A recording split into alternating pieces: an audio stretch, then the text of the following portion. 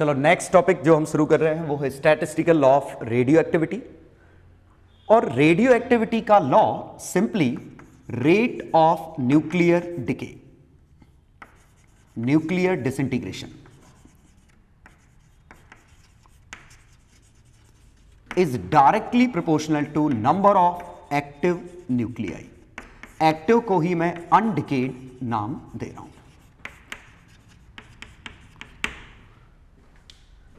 तो यहां देखिए अनडिकेड और डिकेड का क्या मतलब है।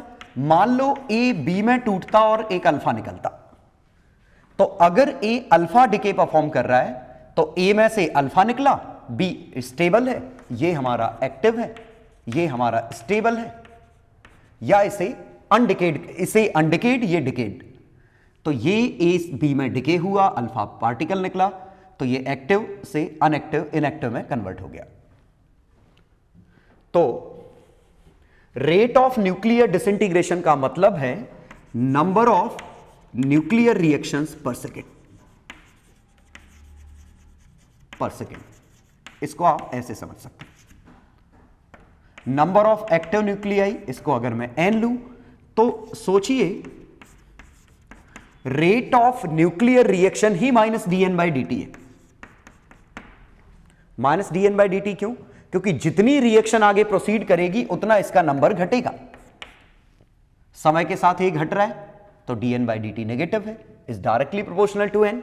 और प्रोपोर्शनलिटी कांस्टेंट इज माइनस, मतलब माइनस ये वाला lambda, where lambda is called decay constant या simply rate constant। ये फर्स्ट ऑर्डर केमिकल रिएक्शन ही तो है। dA by dt is equal to Ka, ऐसा था। K रेट कांस्टेंट है, A कॉन्सेंट्रेशन है, बिल्कुल सेम है। इसमें भी बिल्कुल वही है कि rate at which n is being decayed is directly proportional to number of active nuclei।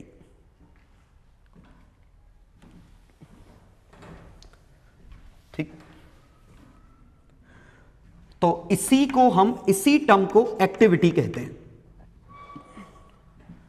ठीक है, तो एक्टिविटी अगर पूछी जाए, this is simply minus D N by D T and this is equal to lambda. ध्यान दो, activity negative of D N by D T है, तभी ये पॉजिटिव बनेगा क्योंकि एन समय के साथ कम हो रहा है। इसी को एक्टिविटी, और यही रेडियो एक्टिविटी, तो जो लैम्डा एन पे डिपेंड कर रहा है। और बात बिल्कुल सही भी, लैम्डा क्या है, कितनी तेजी से डिके हो रहा है। तो लैम्डा जितना ज्यादा उतनी ज्यादा एक्टिविटी होगी। जैसे कोई एक न्यूक्लियस है जो जल्दी कन्वर्ट हो जाता है, जल्दी डिके हो जाता है, तो जल्दी डिके होगा तो वो फास्ट प्रोसेस है, ज्यादा रेडिएशन फेंकेगा, तो लैम्डा के प्रोपोर्शनल। और एन, जितने ज्यादा जिंदा न्यूक्लियस होंगे, जिंदा मतलब एक्टिव, उतनी ज्यादा रेडिएशन बाहर निकलेंगी। क्योंकि 1000 न्यूक्लियस एक्टिव हैं तो 1000 गुना आएगी, 10 हैं तो 10 गुना आएगी। तो ये तो कॉमन सेंस है कि एक्टिविटी लैम्डा एन पे डिपेंड करता। तो अब अगर हम इसी से आंसर निकाल लें कि D N by D T is equal to minus lambda N, और at T equal to 0 number of active nuclei is N not, तो D N by N minus lambda D T, integration N not से N, 0 से T, तो log of n by N not e to the power minus lambda T, तो n equal to N not e to the power minus lambda T. तो ये हमारा equation आया। ठीक है, ऑब्वियसली हम इसको n not 1/2 to the power t by t half भी लिख सकते हैं, जैसा हम कैपेसिटर में लिखते थे। तो हम इसको इससे भी रिप्लेस कर सकते हैं। तो ये हमारा आया एक्टिविटी और एन का फॉर्मूला। और हाँ, अब ये इंपॉर्टेंट है, ये स्कूल में आएगा। तो स्कूल में ये आता है कि derive the law of radioactivity या derive number of nuclear active nuclei at any time T, ये सब। तो आपको क्या लिखना है इनिशियली, ये डेफिनेशन, ये डेफिनेशन, मतलब इस टर्म के ऊपर as per law of activity, law of radioactivity, बस ये term as per law of radioactivity D N by D T ये है। बस डिफाइन करना है where N is number of active nuclei, और ये आपका आंसर आ जाए। तो ये 1/2 वाले की जरूरत नहीं है अभी। तो ये छाप लो, स्कूल में आपको लिखना है इसको ऐसे।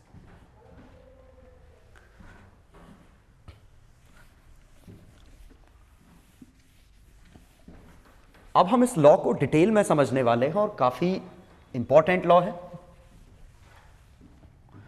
तो हमारा फॉर्मूला बना n not E to the power minus lambda T. इसी को आप कैपेसिटर की तरह E to the power minus T by tau लिख सकते हैं, where tau is equal to 1 upon lambda.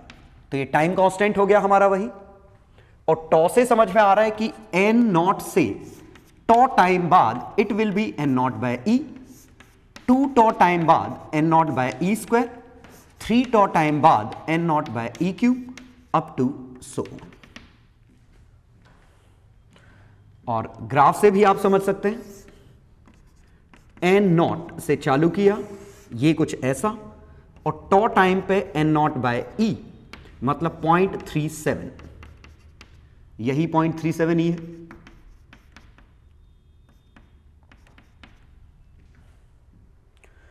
To top है, 0.37 का भी 0.37, ठीक है।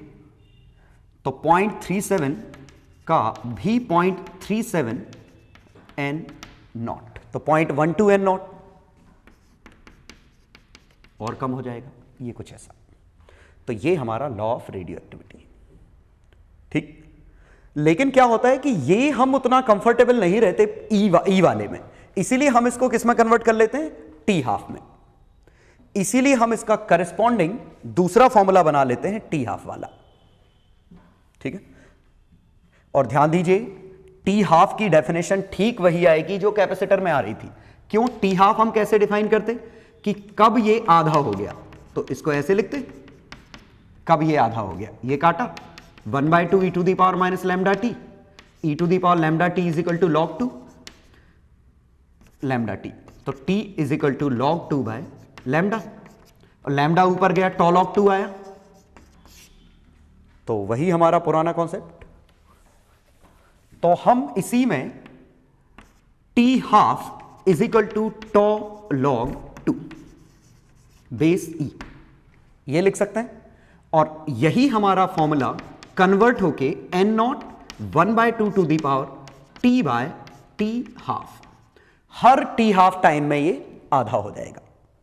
मींस अगर हम n नॉट से चालू कर रहे हैं तो पहले टी हाफ में आधा, अगले टी हाफ में फिर आधा n नॉट बाय 4, अगले टी हाफ में फिर आधा n not by 6 up to so. ये नंबर ऑफ एक्टिव न्यूक्लियाई इतने इतने इतने इतने ये हो जाएंगे, ठीक है।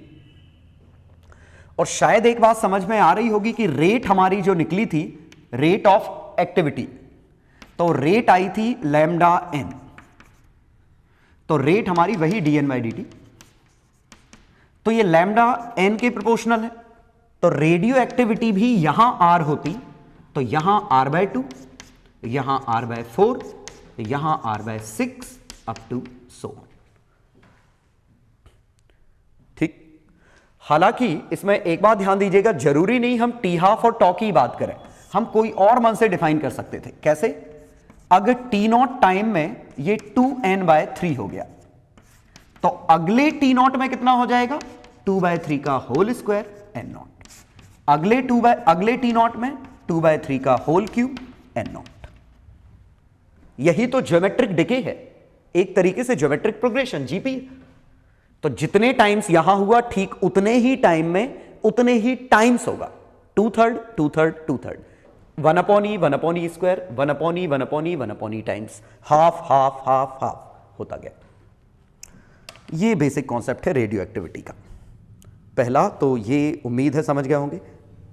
इसके बाद ऑलमोस्ट टॉपिक में मैथमेटिक्स है, बस फिजिक्स तो लगभग यहीं तक थी। लेकिन टॉपिक आगे बढ़ने से पहले हम कुछ इंपॉर्टेंट चीजें समझेंगे कि हमने ये बात की कि टी हाफ टाइम में नंबर ऑफ एक्टिव न्यूक्लियाई आधे हो गए, तो बात ये उठी कि यहां पे ये एक्टिव न्यूक्लियाई इतने थे, मान लो 9 थे, तो क्या टी हाफ टाइम में इस हिसाब से 9 की जगह 4.5 हो जाएंगे? नहीं, अंडरस्टूड नहीं?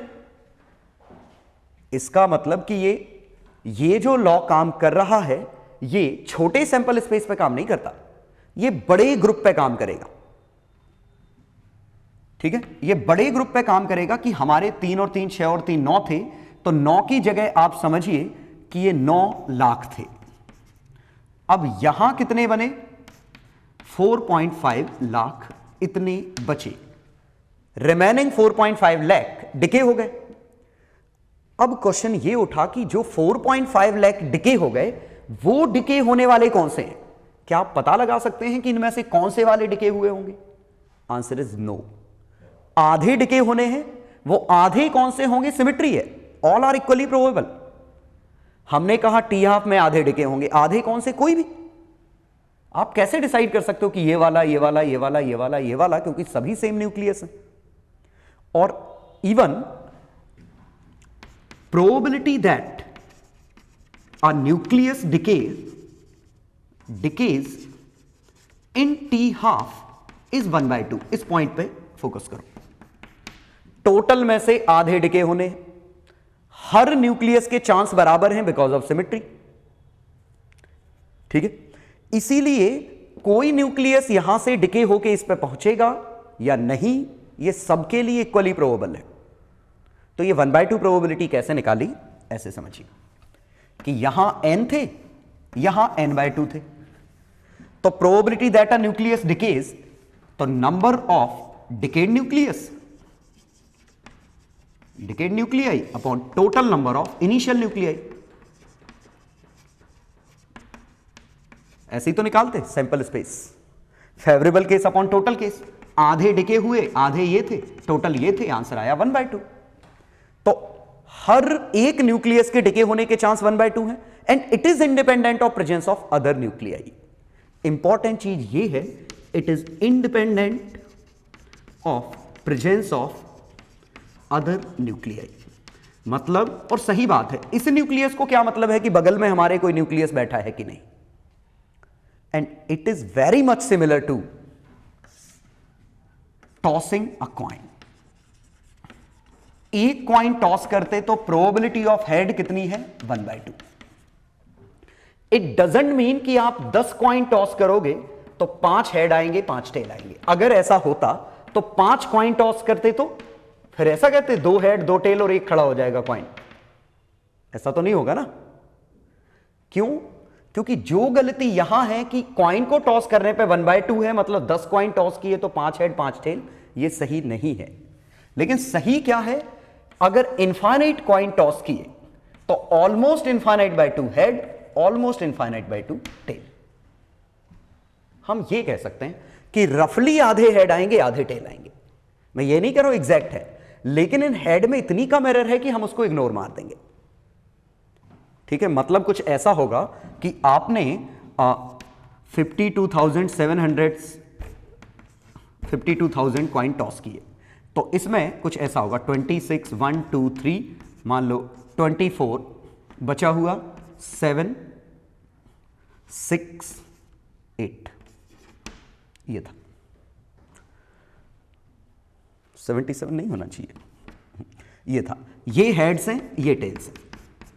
अब देखिए number of heads approximately number of tails. ये रफ एक एक्सपेरिमेंट की बात कर रहा हूं कि 52,000 बाद फेंका होता तो हेड इतने आते टेल इतने आते, बराबर नहीं है। लेकिन अगर मैं इनका रेशो निकालूं तो ये तो ऑलमोस्ट 1:1 है। तो दिस अपॉन दिस करूं या दिस अपॉन दिस करूं 1/2 आ रहा है। तो इस पे मैं रफली ये कह सकता हूं number of heads is approximately 1/2 times 52,000। ठीक है, और ये नंबर जितना बड़ा होगा ये उतना बेहतर आंसर आएगा, ये उतना क्लोज एक्चुअल वैल्यू के आंसर आएगा। ठीक है,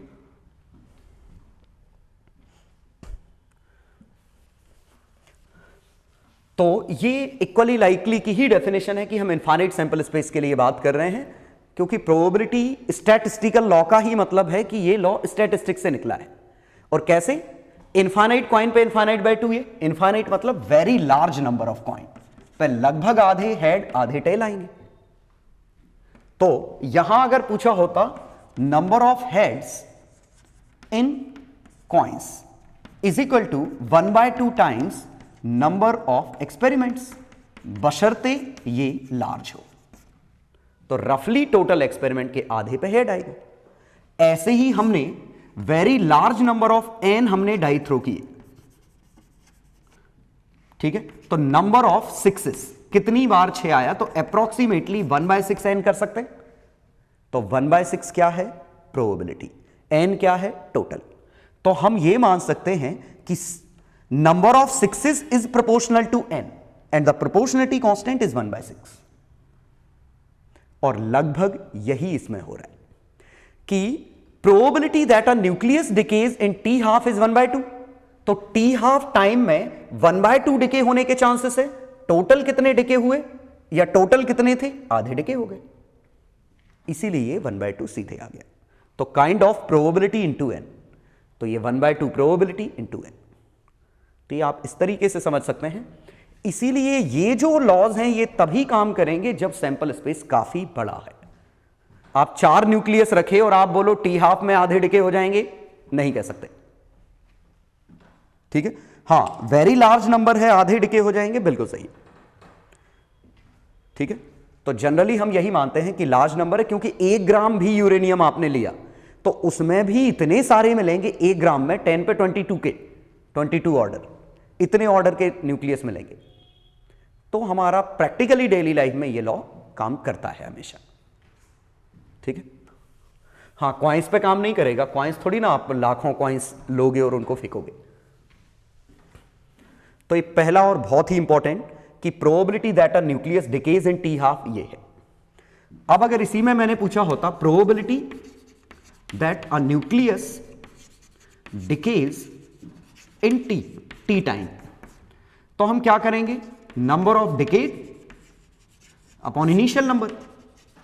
इनिशियल नंबर अगर n0 है तो नंबर ऑफ डिकेड क्या है, शायद ये समझ में आया। ध्यान दीजिए, dn/dt को जब हमने इंटीग्रेट किया था माइनस लैम्डा n, n क्या था, नंबर ऑफ एक्टिव न्यूक्लियाई, और वो फॉर्मूला बना था ये। तो एक्टिव इतने हैं, ओरिजिनल इतने थे, एक्टिव घटा दो अपॉन n0, n0 कट गया तो ये प्रोबेबिलिटी ये आई। और जरा ये प्रोबेबिलिटी देखिए, it is independent of n0, n0 cut चुका है। तो ये जो प्रोबेबिलिटी आई है न्यूक्लियस की खुद की प्रॉपर्टी है, क्योंकि इसमें लैम्डा अकेला रोल प्ले कर रहा है, और लैम्डा न्यूक्लियस की इंटरनल प्रॉपर्टी है। ये लैम्डा न्यूक्लियस की अनस्टेबिलिटी का मेजर है। जितना ज्यादा अनस्टेबल न्यूक्लियस लैम्डा,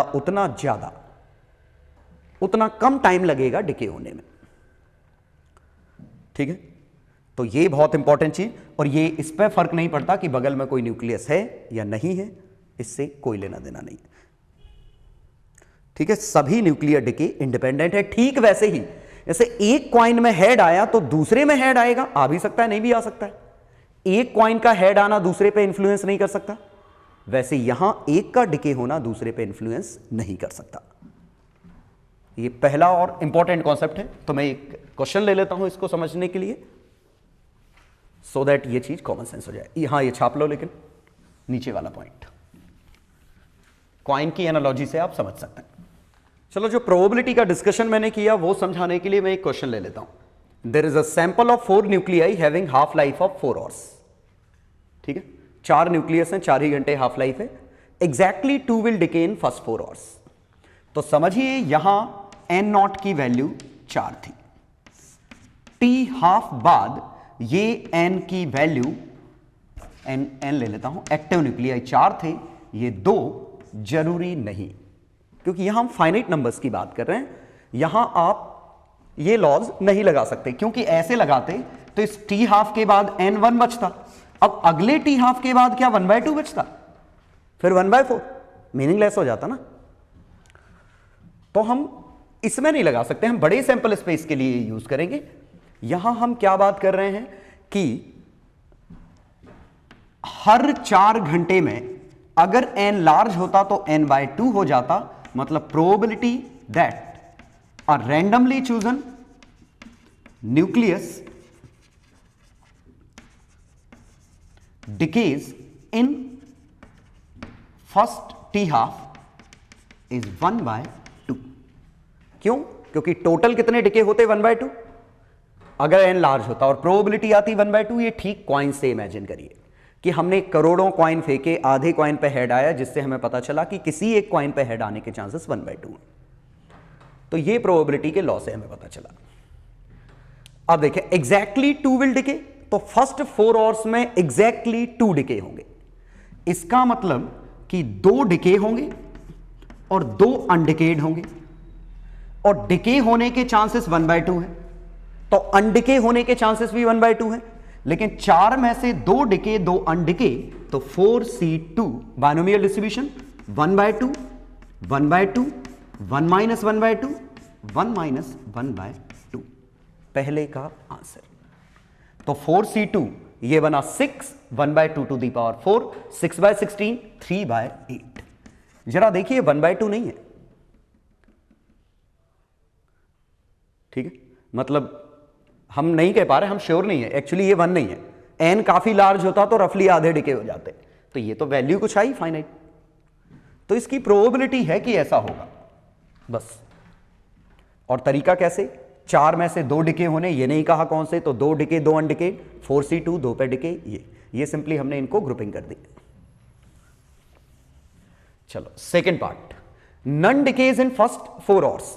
तो एक भी डिके ना हो, ये तो इसको तो ग्रुपिंग करने का मतलब नहीं है, 4C4 बनेगा। और एक भी डिके ना हो, डिके ना होने के चांसेस 1/2 थे, तो 1/16। यह आया सेकेंड पार्ट का answer. All decay in first 4 hours, चारों डिके कर जाएं, once again 4C4 1/2 to the power 4, once again it will be 1/16। At least 1 decays, at least 1 dozen decay, और एटलीस्ट 1 मतलब 1 माइनस ऑल डिके, ये हटा दो, तो 1 माइनस ऑल डिके, तो 1 - 4C4 1/2 टू दी पावर 4, 5/16।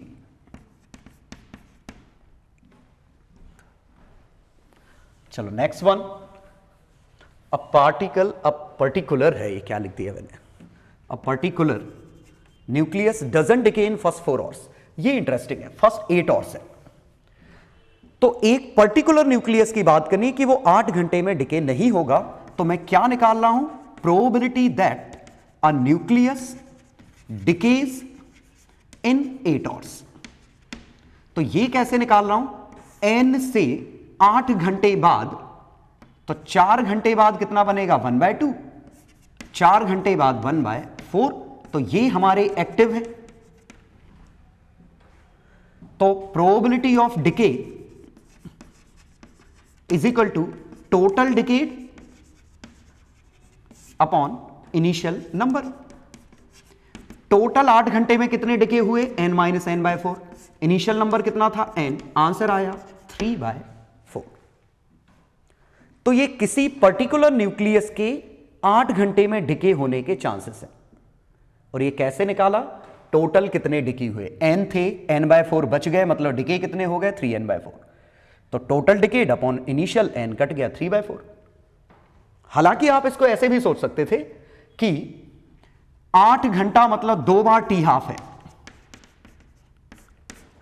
और हम डिके करा रहे हैं, तो probability that a nucleus decays in 8 hours, तो ये बनेगा कि इसकी जगह हम ये निकाल दें कि ये जिंदा बच गया, तो जिंदा बचने के चांसेस 1/2, जिंदा बचने के चांसेस 1/2 दोनों में, तो 1/4 थे जिंदा बचने के चांसेस, तो निपटने के चांसेस 3/4।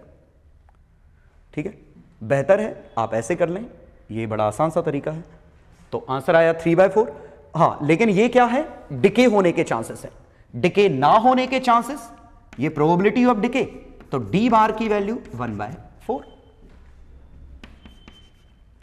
या doesn't decay in first 8 hours, तो पहले हाफ लाइफ में भी बच जाए, दूसरे हाफ लाइफ में भी बच जाए, तो 1/2 1/2। लास्ट पूछा है, at least 1 nucleus remains active after 8 hours. 8 घंटे के बाद कम से कम एक न्यूक्लियस एक्टिव हो, तो टोटल माइनस ऑल डिके इन 8 आवर्स। तो टोटल का आंसर 1 है, ऑल डिके 4C4, और डिके की चांसेस कितने थे? 3/4। ये डिके की तो निकाली थी, 8 घंटे की डिके की प्रोबेबिलिटी। तो ये आया 1 minus 3 to the power 4 by 4 to the power 4, ये आंसर है। तो उम्मीद है पहला कॉन्सेप्ट आपको समझ में आ गया होगा कि प्रोबेबिलिटी ऑफ डिके का मीनिंग क्या है। तो फिजिक्स में तो ऐसे क्वेश्चन नहीं आएंगे, लेकिन मैं चाह रहा हूं कि आप कॉन्सेप्ट समझें कि ये कॉइन से रिलेट करें कि जितना कॉइन में हेड टेल आने के चांसेस हैं वैसे ही न्यूक्लियस के डिके होने के चांसेस हैं। कॉइन पे हेड आएगा या टेल पता नहीं, लेकिन बड़े सैंपल स्पेस में आधे कॉइन पे हेड आएगा। ऐसे ही कोई न्यूक्लियस डिके होगा या नहीं पता नहीं, लेकिन लार्ज नंबर ऑफ न्यूक्लियाई में आधे डिके हो जाएंगे टी हाफ में, इतना पता है। चलो सेकंड कॉन्सेप्ट है कि हमें थोड़ा रेट ऑफ डिसइंटीग्रेशन की यूनिट वगैरह समझनी पड़ेगी। ग्राफ तो हमें आता है। तो rate of disintegration dn by dt का नेगेटिव है, ओवरऑल पॉजिटिव है, and this is equal to lambda times n। तो ये n के प्रोपोर्शनल है। नंबर ऑफ एक्टिव न्यूक्लियाई जितने कम होंगे रेट आपकी उतनी कम होगी, लैम्डा का मल्टीप्लाई है। और लैम्डा क्या है 1/τ, और टी हाफ क्या है टॉ लॉग 2 बेस e। तो अगर रिलेशन निकालें तो T half is equal to log 2 0.693 by active by rate constant lambda या डिके कांस्टेंट।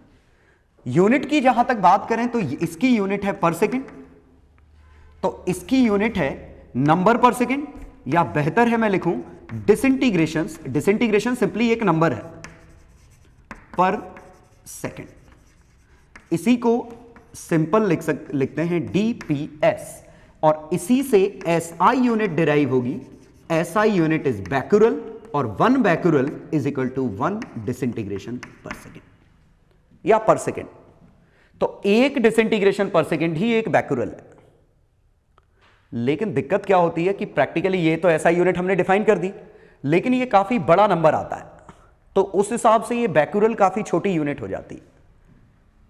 ठीक है, तो अभी हम बात कर रहे हैं इसमें क्या करते हैं। तो इसी में मैं एक और चीज अगर डिफाइन करूं, स्पेसिफिक एक्टिविटी। और स्पेसिफिक एक्टिविटी क्या है, एक्टिविटी पर ग्राम। 1 ग्राम की एक्टिविटी कितनी है, और 1 ग्राम की एक्टिविटी मिलेगी लैम्डा इंटू एन फॉर्मूले से, और एन क्या है 1 मोलर मास, सोचिए, इंटू एवोगैड्रो नंबर। सोचो,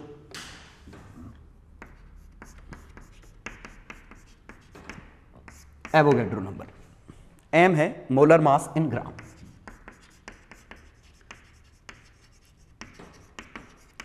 कोशिश करिए, है कॉमन सेंस ही। 1 ग्राम की एक्टिविटी, तो एक्टिविटी का फॉर्मूला क्या है लैम्डा इंटू एन। तो लैम्डा ये है, तो 1 ग्राम में एन कितने हैं, एन क्या है number of nuclei, active nuclei. ठीक है, तो कितने न्यूक्लियाई थे, तो अगर मोलर मास होता तो एवोगैड्रो नंबर के बराबर होते, लेकिन 1 ग्राम है तो 1/m into Avogadro number. This is called specific activity. जैसे स्पेसिफिक हीट कैपेसिटी थी पर ग्राम, तो यहां स्पेसिफिक एक्टिविटी क्या है, पर ग्राम एक्टिविटी कितनी है। ठीक, अब पर ग्राम एक्टिविटी अगर हमें निकालनी है तो कैसे निकालेंगे। तो एक मैं इसमें 1 अलग से डिफाइन करता हूं, छोड़ो अभी इतना लिख लो। ठीक है, तो ये SI यूनिट है। अभी हम कमर्शियल यूनिट भी इसकी बात करेंगे कि प्रैक्टिकल यूनिट हम क्या लेते हैं। तो ये छाप लो पहले, तो यहां लिखता हूं प्रैक्टिकल यूनिट लेते हैं रदरफोर्ड।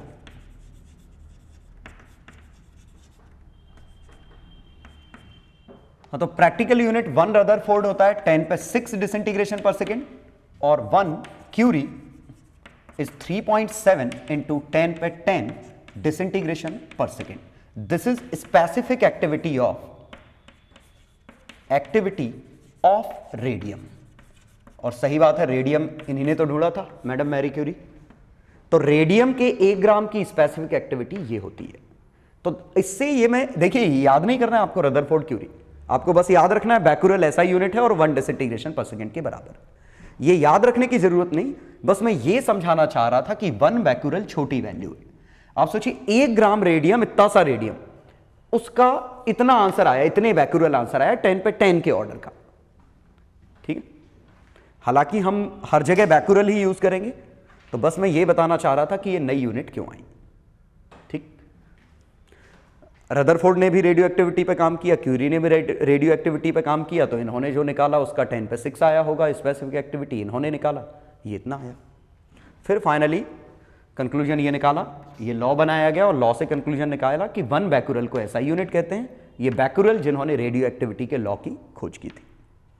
ठीक है, चलो एक एग्जाम्पल करते हैं और बेहतर समझने के लिए, और काफी इंपॉर्टेंट एग्जाम्पल है, और मैंने रफली प्रैक्टिकल डेटा ले रखा है। यूरेनियम 238 है, थोरियम रेडियम में कन्वर्ट होता है, न्यूट्रॉन फेंकता है। आपको इस रिएक्शन से कोई लेना देना नहीं, बस यूरेनियम डिके हो रहा है। हर एक रिएक्शन में एक यूरेनियम का एटम डिके हो जा रहा है। हाफ लाइफ है 4.5 बिलियन ईयर्स। ठीक है, तो 4.5 इंटू 10 पे 9 साल बाद ये एक्टिव जो यूरेनियम है वो आपका आधा हो जाएगा।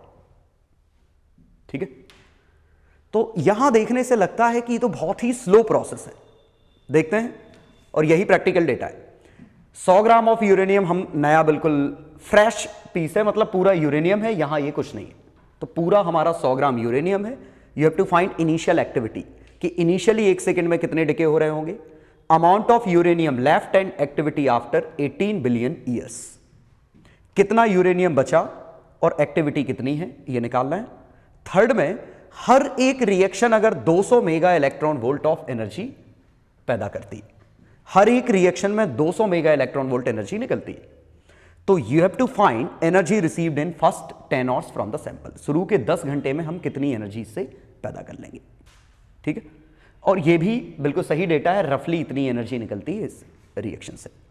Find the time after which activity reduces to 12.5%, और लास्ट में time when activity reduces to 40%। ठीक है, तो ये क्वेश्चन करना था। तो हमने क्या किया, पहले एक्टिविटी समझे। एक्टिविटी कुछ और नहीं लैम्डा इंटू एन है, और एन कुछ और नहीं n not E to the power minus lambda T है।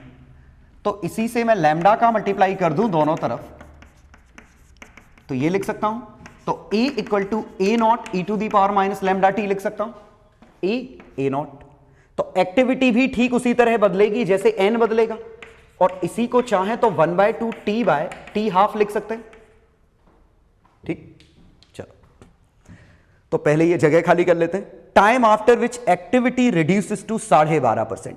12.5% इज सिंपली 1/8 ही 12.5% है। तो ए नॉट से ए नॉट बाय 2, फिर ए नॉट बाय 4, फिर ए नॉट बाय 8, ये हो गया 12.5%। तो 3 टी हाफ लगे, और 3 टी हाफ मतलब 4.5 का 3 टी हाफ, तो इसका आंसर हो गया 13.5 बिलियन ईयर्स। ठीक, क्यों? क्योंकि ये 1/2 का मल्टीपल था। 12.5% दैट मीन्स 1/8, तो 1/8 कब आएगा? जब 3 बार 1/2 आएगा। लेकिन जब 40% पूछा है तो इसमें ये सीधे सीधे मल्टीपल में नहीं दिख रहा है। दैट्स वाई मैंने ये 2 पूछे हैं कि अगर नहीं दिखे कोई दिक्कत नहीं। और हां, ये पॉइंट समझ में आ गया कि हम n के लिए तो लिख ही सकते हैं ऐसा, एक्टिविटी के लिए भी लिख सकते हैं, और बेहतर है हम ये यूज करेंगे क्योंकि हमारे पास डेटा इसी का है। अब a की वैल्यू 40%, तो 0.4 a naught, a naught 1/2 to the power t by T half. तो 0.4 को 4/10 लिख सकते हैं, मतलब 2/5 लिख सकते हैं। a नॉट काटा, लॉग ले लो, log 2/5 is equal to t by T half log 1/2। ये नीचे ले गए, t is equal to T half log 2/5 by log 1/2, और चाहे तो ऊपर नीचे पलट सकते हैं, log 5/2 अपॉन log 2, ये बना। और वैल्यूज लिखें तो टी हाफ की वैल्यू थी 4.5 बिलियन ईयर्स, log 5/2, तो log 5 माइनस log 2, तो log e 5, ये चाहिए हमें। तो ये आएगा 2.303 इंटू log 10 5, और शायद ये याद है 0.699 है, तो 2.3 इंटू 0.7 ठीक है, तो 1.51, 14 2 16 1.6 के करीबन आएगा ना। तो 1.6 log 5 1.6 log 2 0.693 को 0.7 ले लो, log 2 0.7 ले लो, तो ये बना 1.6 माइनस 0.7 0.9, तो 9/7 ऑफ 4.5, तो 9/7 ऑफ 4.5 इंटू 10 पे 9 ईयर्स। ये तय है टी हाफ से तो ज्यादा आता, क्यों? 50% ए से 50% हुआ और 40% तो इसके बाद ही आएगा ना, तो यही टी हाफ हो गया, तो टी हाफ से तो ज्यादा टाइम लगता, तो इसीलिए 9/7 आया। मींस मैं क्या कह रहा हूं कि अगर 1/2 के मल्टीपल है तो डायरेक्ट कर लो, नहीं है तो मैथ से लॉग ले लो। हाँ, ये डेटा आपको वैसे याद रखने की जरूरत तो नहीं है, लेकिन बेसिकली log 2 log 3 log 5 ये सब हमें पता होते हैं, पता हो तो अच्छी बात है, अदरवाइज कैलकुलेटर है आपके पास। चलो ये निपट गया, ये निपट गया, ये और निपटा लेते हैं। Amount of uranium left after 18 billion years, और n क्या है? n0 1/2 to the power t/t half.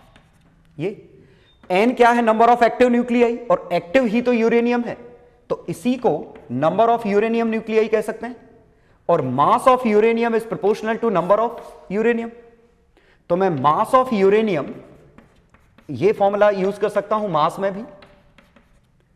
तो पूछा कितना है? m0 पहले कितना था? 100 ग्राम, 1/2 टू दी पावर t कितना है? 18 बिलियन, ये कितना था? 4.5, तो ये 100/16 ग्राम। एक्चुअली 4 हाफ लाइफ हो गए, तो हर बार 1/2 हो गया होगा, तो 100/16 इसका आ गया। तो अमाउंट ऑफ यूरेनियम 100/16 ग्राम बचा। रिमेनिंग ऑब्वियसली जो बचा हुआ है, मींस ये अप्रोक्सीमेटली 100 का 15/16 ग्राम है इन सब का मास, इसका मास रफली 100/16 ग्राम। प्रोडक्ट भी तो बच रहा है, तो जितना ये खर्च हो रहा है उतना ये बन रहा है, तो ये इतना है, रफली ये इतना है। हाँ, इंपॉर्टेंट चीज ये है, मैंने ये कहा रफली ये इतना है, एग्जैक्टली नहीं कहा, क्योंकि दरअसल ये जो एनर्जी निकल रही है, ये एनर्जी मास की वजह से ही कन्वर्ट हो रही है, तो part of mass is being converted to energy, इसीलिए ये दरअसल इससे थोड़ा सा कम आएगा इसका मास। मतलब जितना मास इसका है, टोटल अमाउंट 100 ग्राम था, अब 100 ग्राम से स्लाइटली कम होगा, क्योंकि पार्ट ऑफ मास एनर्जी में जा रहा है। ठीक है, डिटेल में बाइंडिंग एनर्जी में डिस्कस हो गए। चलो, तो ये भी आ गया, एक कॉमन सेंस से सोचिए, 18 बिलियन मतलब 4 हाफ लाइफ, और 4 हाफ लाइफ में ये कितना हो जाएगा? 1/2 टू दी पावर 4, कितना बचेगा? ये भी मिटा देता हूं।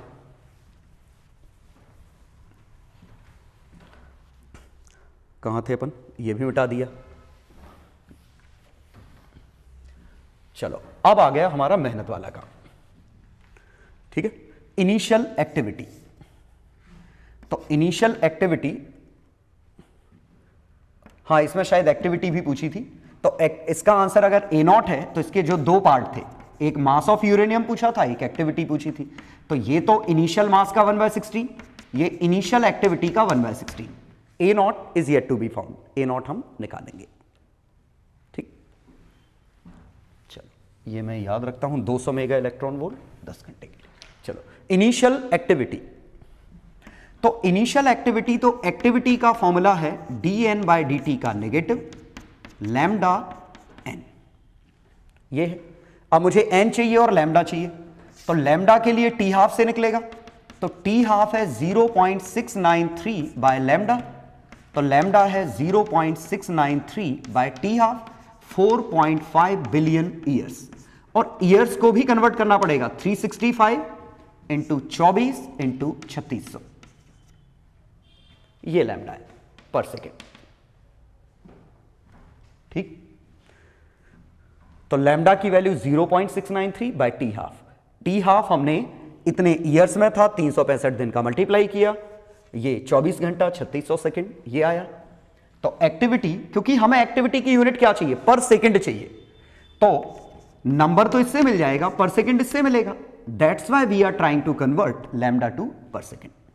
अब n कितना है और n इनिशियल कितना था, तो इनिशियली मास यूरेनियम का 100 ग्राम था बाय 238 इनटू एवोगैड्रो नंबर। तो एक्टिविटी हमारी आई, लैम्डा लिखें 0.693 बाय 4.5 इंटू 10 पे 9 इंटू 365 इंटू 24 इंटू 3600। इससे लग रहा है कि बहुत छोटी वैल्यू हो गई, लेकिन इतने बड़े का मल्टीप्लाई होने वाला है। 100 बाय 238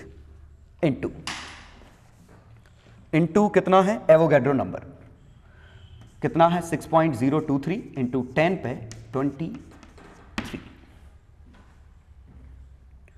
ये आया। अब जरा देखते हैं, तो अप्रोक्सीमेशन ही करना पड़ेगा, इतना बड़ा कैलकुलेशन कहां से होगा हमसे। तो मैं क्या करता हूं, 365 को 360 ले लेता हूं, इसको 6 ले लेता हूं, ठीक है, इसको 0.7 बना देता हूं, ठीक है, इसको 7/45 कर देता हूं। चलो और कुछ कट रहा है, चलो इसको 240 ले लेता हूं, 238 को, क्लोज आंसर निकालना है बस हमें। तो 6 से 6 बार काटा, 6 से 60, और कुछ कट रहा है, कुछ नहीं कट रहा है, 45, तो 7/45 into 6 into 24 into 36 into 24 into 100, 10 पे 25। अब जरा नीचे पावर देखें, 9 और ये 60 नहीं लिखा मैंने, 45 इंटू 6 लिखा है, हाँ 9 और 1 10 और 2 12 और 1 13, 10 पे 13।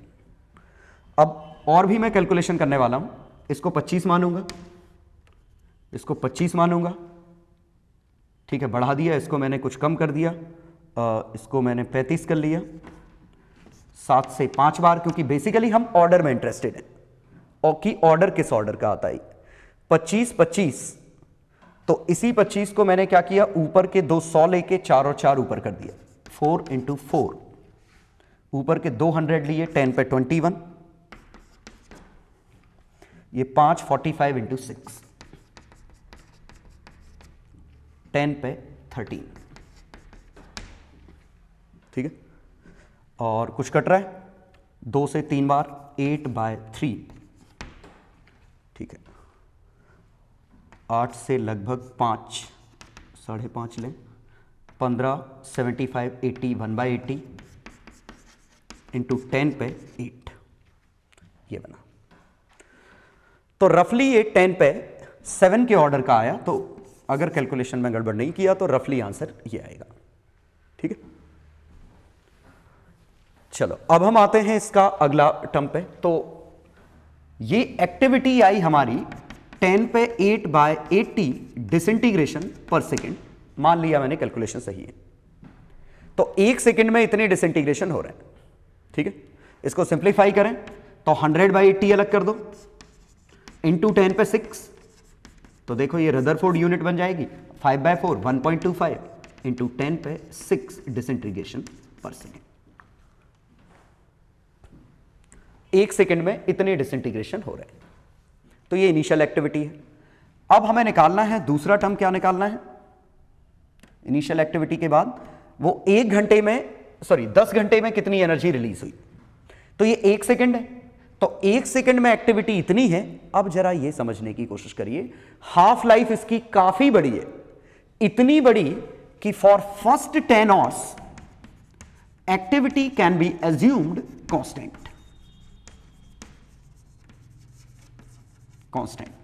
क्योंकि 4.5 बिलियन ईयर्स में ये अपना हाफ होगा, तो शुरू के 10 घंटे में तो एक्टिविटी कांस्टेंट ही मान सकते हैं, और एक्टिविटी कांस्टेंट है तो number of disintegrations is equal to activity into time, ये निकाल सकते हैं, और 1.25 इंटू 10 पे 6, और टाइम कितना है 10 घंटा, और 1 घंटे में 3600, ये तो ये बना कितना 36 और का 5/4, इसको 5/4 ही रहने देते हैं, तो 5/4 4 से 9 45 इंटू 10 पे 9, ये नंबर ऑफ डिसइंटीग्रेशन है। अब पूछा एनर्जी कितनी निकली, तो एक डिसइंटीग्रेशन में कितनी निकलती है, 200 मेगा इलेक्ट्रॉन वोल्ट। कितने डिसइंटीग्रेशन हुए, तो 45 इंटू 10 पे 9 में कितनी निकलेगी, तो 45 इंटू 10 पे 9 इंटू 200 मेगा इलेक्ट्रॉन वोल्ट। लेकिन 10 पे 6 इलेक्ट्रॉन वोल्ट और है, 1.6 इंटू 10 पे -19। अब जाके ये जूल में आएगी, ये एनर्जी जूल में आएगी। तो 45 का 2 गुना 90, 16 का 9 गुना 144, 140 इंटू 9 और 2 11 और 6 17, 10 पे -2 तो 1.44 जूल।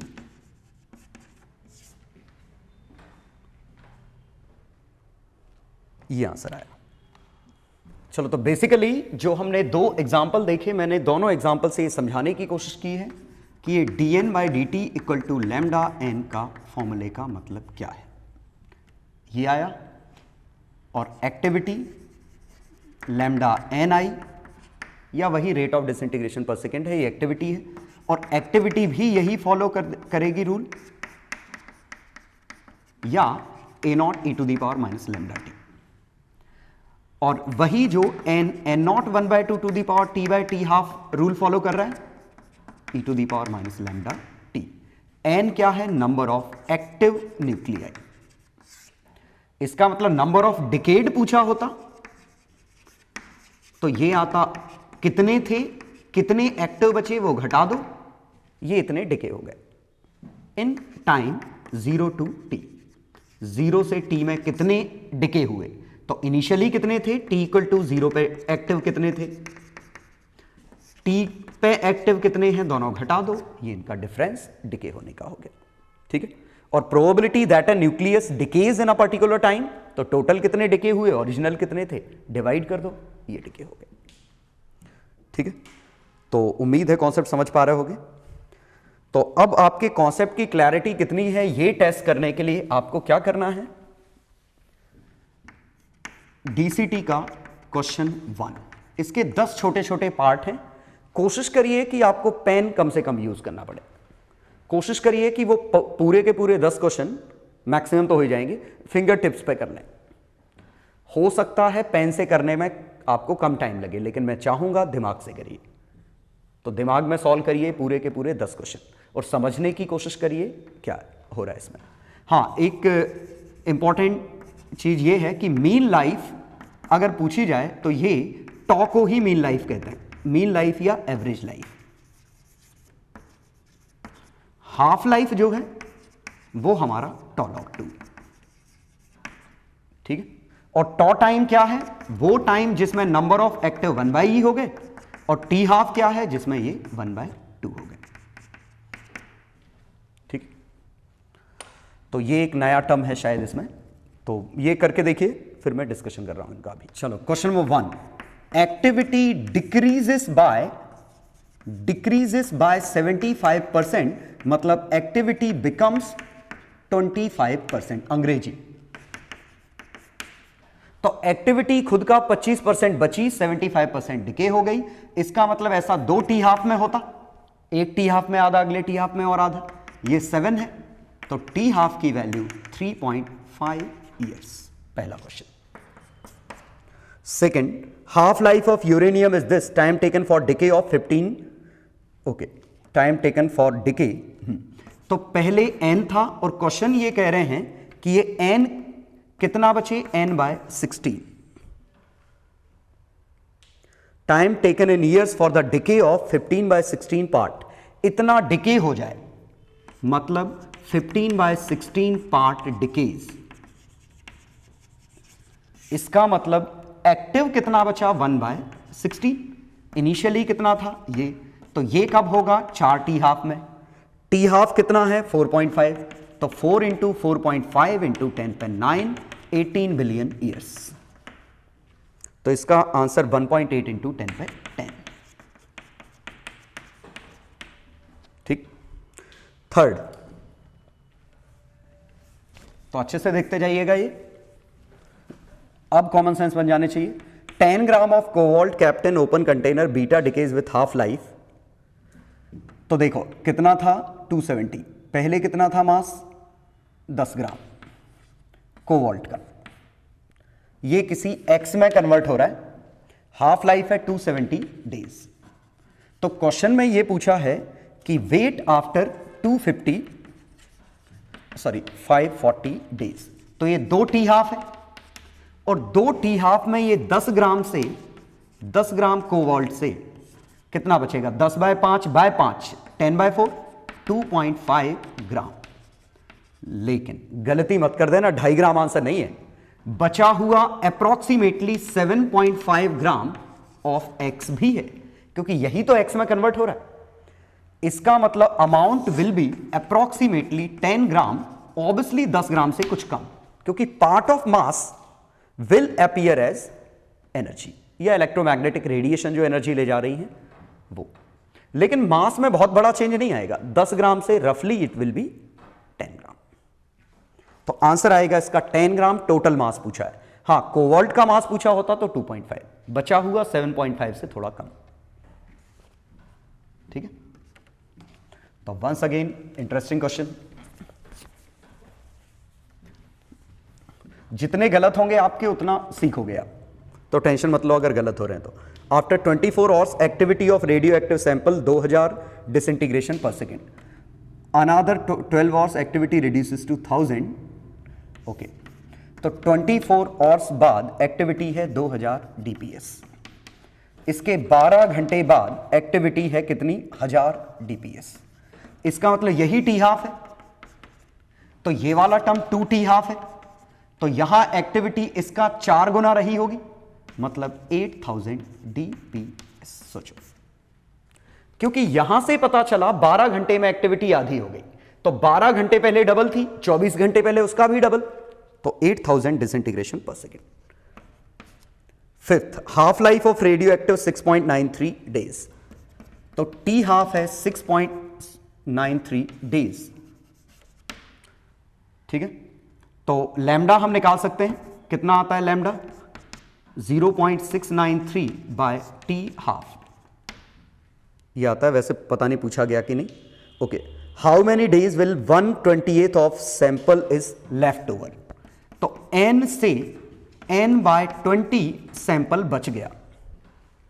ठीक है, और ऐसा कब होगा, तो अब ये स्ट्रेट फॉरवर्ड नहीं है, तो हम क्या फॉर्मूला यूज करेंगे, ये n से n काटा log 20, तो log 20 equal to lambda t, तो t is equal to log 20 by lambda.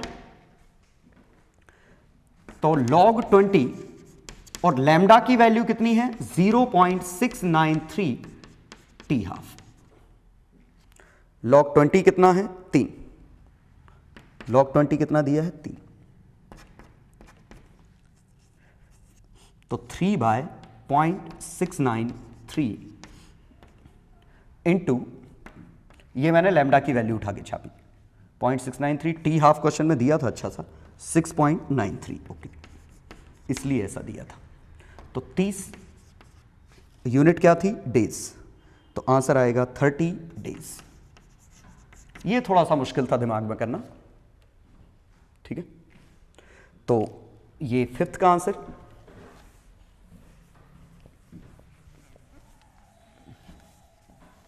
चलो 6, फ्रैक्शन मीन टाइम, तो n से n बाय e बचेगा टॉ टाइम बाद, और रिमेनिंग ही पूछा है, तो आंसर यही आया, fraction 1 by e। Mean time है, हाफ नहीं है। 7th, freshly prepared has half life 2 emits radiation which is intensity minimum time. Okay, तो initially activity 64 times A naught थी। ए नॉट क्या है, सेफ एक्टिविटी, सेफ लिमिट, उसका 64 गुना थी, तो एक टी हाफ में ये 32 होगा, अगले में 16, अगले में 8, अगले में 4, अगले में 2, अगले में ए नॉट, ये बनेगा। तो कितने टी हाफ, 1 2 3 4 5 6, या आप सीधे लिख सकते थे A naught A equal to A initial 1/2 to the power T by T half, और ये ए नॉट है, ये 64 ए नॉट है, 1/2 to the power T by 2 और से, तो टी इज इक्वल टू 14, कितना 6, तो कितना बना 12 वॉट्स, है ना। 1 2 3 4 5 6 टी हाफ थे, या वहां से सॉल्व कर लो, 12 वॉट्स। तो 7th का आंसर आ गया 12 वॉट्स। 8th क्वेश्चन, दरअसल ये आपको थोड़ा सा आइडिया होना चाहिए कि रेडियो एक्टिव सीरीज मतलब होता है ए बी में डिके हो रहा है, बी सी में डिके हो रहा है, डी ये इसमें, और ये मान लो फाइनल प्रोडक्ट है। तो ये डिके हो रहा है रेट कांस्टेंट, ये डिके हो रहा है रेट, ये डिके हो रहा है रेट, लेकिन ये तो स्टेबल है। End product is always stable, और अगर कोई चीज स्टेबल है that means it doesn't decay, doesn't decay मतलब लैम्डा 0, मतलब टी हाफ इंफिनिटी। तो स्टेबल प्रोडक्ट का लैम्डा 0 है, टी हाफ इंफिनिटी है। पूछा क्या है, डिके कांस्टेंट 0। 8th का आंसर 0।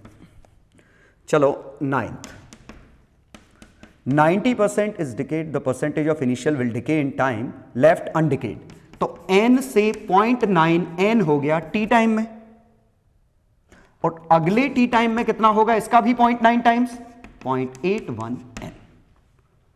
ठीक है, व्हाट परसेंटेज विल डिके, तो कितना डिके हो गया 0.9 n, मतलब 19%। अंग्रेजी ध्यान दें, कितना बचा, पहले इतना बचा अब इतना बचा, तो डिके कितना हुआ 0.19, that means 19%। Next is 10th, activity of a sample reduces from A naught to A naught by 3√3 1 घंटे में।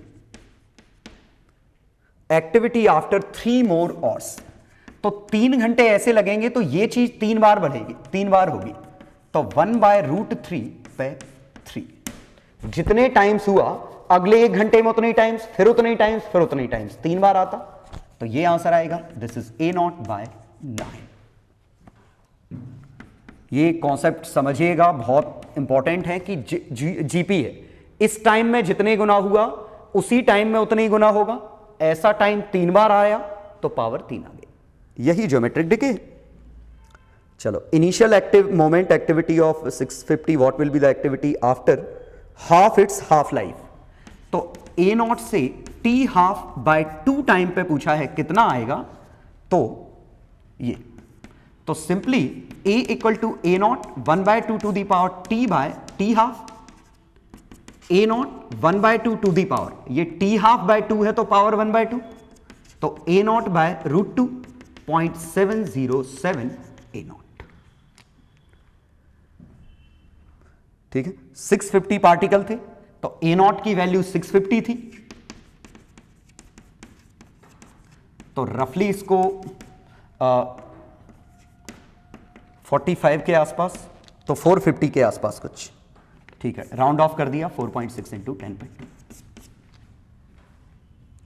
तो ये इसका आंसर था कि टी हाफ बाय 2 में, मैं ऐसे सोच लेता हूं हालांकि डायरेक्ट, कि ये ए नॉट से टी हाफ बाय 2 में अगर के ए हुआ, तो अगले टी हाफ बाय 2 में फिर से के ए मतलब के स्क्वायर है, लेकिन इस के स्क्वायर ए की वैल्यू a/2 है। क्यों? क्योंकि टोटल मिला के टी हाफ हो गया है, तो 1/2 है, मतलब k की वैल्यू 1/√2 है। तो आधे टी हाफ में 1/√2, अगले टी हाफ में 1/√2, पूरे टी हाफ में 1/2। या मैथ्स पे भरोसा रखिए, यहां छाप दीजिए।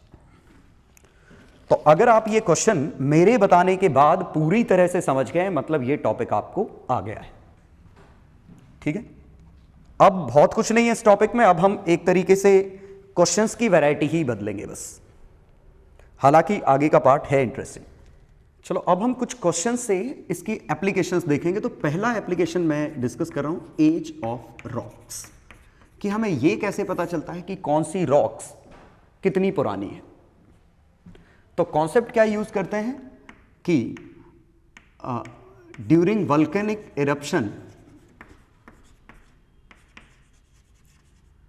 eruptions fresh rocks are formed and they do not contain uranium, sorry, do not contain lead. इनमें लेड नहीं होता, मतलब ये रिसर्च की गई कि जो फ्रेश फॉर्म बनती है उनमें, रॉक बनती है उनमें लेड नहीं होता, ठीक है, बट कंटेन यूरेनियम 238 लिखने की जरूरत नहीं, यूरेनियम है बस, है ना, यूरेनियम है, लेड नहीं है, ठीक है। But uranium disintegrates to end product lead with half-life 4.5 billion years।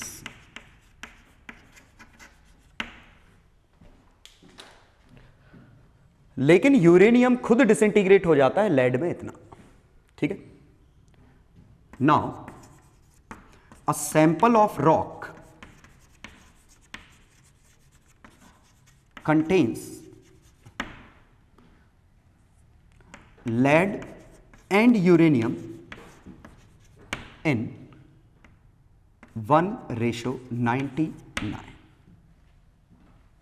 Find age of rock। अब यहां समझने की कोशिश करते हैं, नंबर्स का रेशियो है कि नंबर ऑफ लेड और नंबर ऑफ यूरेनियम ये है। तो इसमें जब वॉल्केनिक इरप्शन होता है तो जो रॉक्स फॉर्म होती हैं, तो जो फ्रेश रॉक में स्टडी की तो वहां लेड नहीं मिला, तो ये माना कि रफली जितने वॉल्केनिक इरप्शन है उनमें लेड बाहर नहीं आ रहा है, लेड नहीं है अर्थ के अंदर, लेकिन यूरेनियम है उनमें।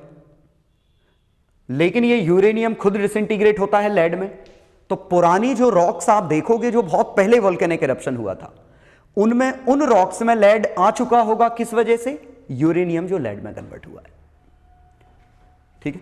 तो हम वो अमाउंट पता करके ये अंदाज लगा सकते हैं वो रॉक कितनी पुरानी है। तो समझते हैं कि जो फ्रेश रॉक होती या जब क्रिएट हुई होती, फ्रेशली क्रिएटेड रॉक, उसमें नंबर ऑफ यूरेनियम अगर N0 होता।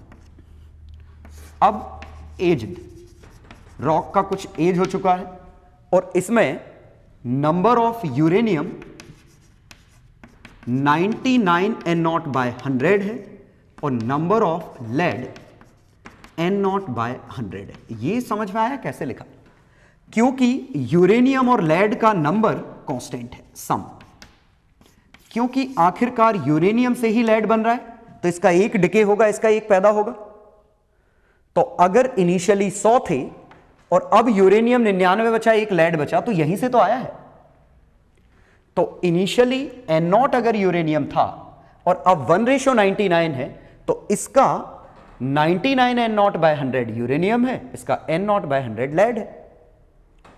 और अब हम ये फॉर्मूला अगर लगाएं, n = N0 e⁻, या 1/2 लें, T/T½ तो N0 क्या है, इनिशियली यूरेनियम कितना था, n क्या है, अब यूरेनियम कितना है। तो अब यूरेनियम कितना है, 99/100, N0 1/2 T/4.5 × 10 पे 9, तो T आया 4.5 × 10 पे 9 इंटू log 100/99 बाय log 2, ये आंसर है, ठीक है। दोनों जगह बेस ई है। अप्रॉक्स कैलकुलेशन के लिए आप चाहें तो ये लिख सकते हैं log e 100/99 है, इसी को log e बेस e है तो 1 + 1/99 लिख सकते हैं, और log 1 + x is approximately x, हमें पता है लिमिट्स में log 1 + x x होता है, तो इसी को चाहें तो 1/100 छाप सकते हैं। तो 100 इसका आएगा, log 2 का आएगा 0.7, तो 4.5 × 10 पे 9, 0.7 और 100 70 ईयर्स, ये रफली आंसर आ गया, ठीक है। अप्रोच समझने की कोशिश करिए, बहुत सिंपल है। इनिशियली यूरेनियम पता था, फाइनली यूरेनियम नहीं पता, लेकिन हमें एक बात पता है, नंबर ऑफ यूरेनियम और नंबर ऑफ लेड, इसका सम N0 है, क्योंकि यूरेनियम से ही लेड बना है, और ये 99:1 है, तो नंबर ऑफ यूरेनियम हमें मिल गया। तो इस तरीके से हम वो परसेंटेज कैलकुलेट कर लेते हैं रॉक में कि कितना लेड और कितना यूरेनियम का परसेंटेज है, उस परसेंटेज से हम अंदाज लगा लेंगे। परसेंटेज क्यों चेक कर रहे हैं? क्योंकि पूरे यूरेनियम पता करना बहुत मुश्किल है, ठीक है, इसीलिए हम ये परसेंटेज वाले कॉन्सेप्ट से एज ऑफ रॉक निकालते हैं। कॉन्सेप्ट याद रखने की जरूरत नहीं, इसको एक क्वेश्चन की तरह ट्रीट करिए सो दैट आपको एप्लीकेशन समझ में आए और क्वेश्चन कैसे करते हैं वो भी समझ में आ जाए। Second concept, carbon dating.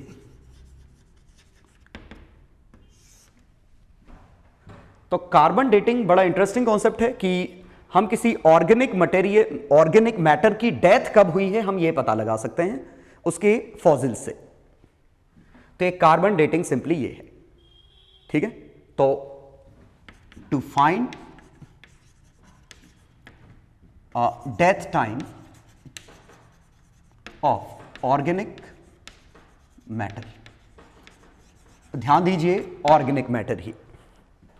Concept बड़ा आसान सा है कि C14 और C12 का ratio is constant in atmosphere. ये रिसर्च है, ये रिसर्च से हमें पता चला कि C14 और C12 का रेशो कांस्टेंट है एटमॉस्फेयर में। C14 is radio active, C12 is stable.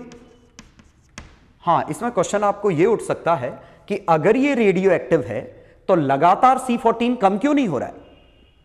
तो दरअसल इत्तेफाक से कंडीशन ये बनी है कि यहां से अल्ट्रावायलेट रेज ओजोन को, या भगवान जाने किसको, ये मुझे रिएक्शन याद नहीं कि ओजोन को कार्बन में कन्वर्ट कर रही है कि किसी और को कन्वर्ट कर रही है। अल्ट्रावायलेट रेज लगातार ओजोन लेयर के नेबरहुड में C14 क्रिएट कर रही है और C14 लगातार डिके हो रहा है, और ये जो रेट है ये ऑलमोस्ट इक्वल है, ऑलमोस्ट इक्वल। तो जिस रेट से पैदा हो रहा है अल्ट्रावायलेट की वजह से, उसी रेट से डिके हो रहा है, ठीक है। तो that's why the amount of C14 is almost constant, ठीक है। तो C14 से C12 बन रहा है लेकिन C14 भी बन रहा है, तो इसीलिए स्टेबिलिटी आ चुकी है और ये कांस्टेंट हो चुका है।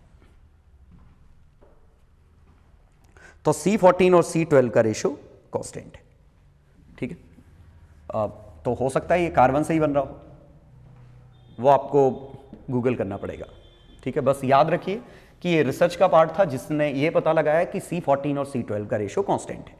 अब जरा समझिए जो लिविंग ऑर्गेनिज्म है, अब चाहे एनिमल्स हो चाहे वो प्लांट्स हो, रेस्पिरेशन तो दोनों कर रहे हैं, और रेस्पिरेशन कर रहे हैं मतलब exchange of air with atmosphere, और कंटिन्यूअस अगर एक्सचेंज है तो जो इनकी बॉडी के अंदर C14 और C12 का ratio inside body is same as C14 और C12 का रेशो आउटसाइड बॉडी, और आउटसाइड बॉडी का मतलब ही तो एटमॉस्फेयर है, क्योंकि चाहे हम हो चाहे प्लांट्स हो एक्सचेंज तो लगातार हो रहा है, एयर का एक्सचेंज हो रहा है, तो कार्बन 12 आ रहा है तो कार्बन 14 भी उसी रेशो में आ रहा होगा, और ये डायनेमिक प्रोसेस है, तो ये इक्विलिब्रियम बना हुआ है। तो बॉडी के अंदर रेशो, और ये कब तक? जब तक जिंदा है। अब ज्यों ही ये पर्सन या प्लांट इसकी डेथ हो गई, तो आफ्टर डेथ नो मोर रेस्पिरेशन,